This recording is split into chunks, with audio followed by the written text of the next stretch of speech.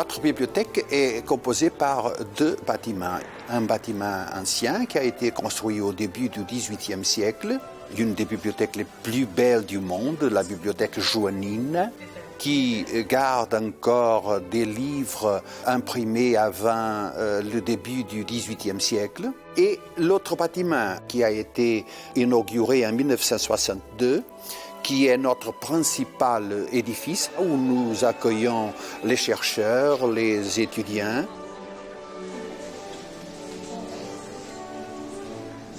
Nous avons ici des collections qui viennent du XIIe siècle jusqu'à de nos jours.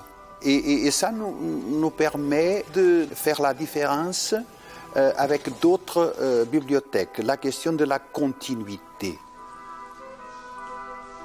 Les gens nous demandent beaucoup de montrer le plus ancien livre qu'on a. Il s'agit d'une Bible enluminée, produite à Strasbourg au XIIe siècle et qui est assez rare.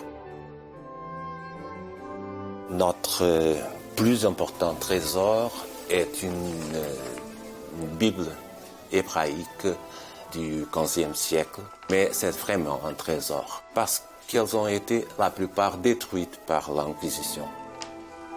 Un autre trésor est une carte produite par un cartographe portugais autour de 1566. C'est donc une carte pour naviguer. Pour une université, posséder une bibliothèque générale est une préciosité. Il est possible de trouver des livres concernant toutes les matières et il est possible d'établir des liens. C'est la place de rencontre des chercheurs et des étudiants. Cette bibliothèque a une identité qui n'est pas seulement universitaire, qui n'est pas seulement nationale, qui est aussi européenne.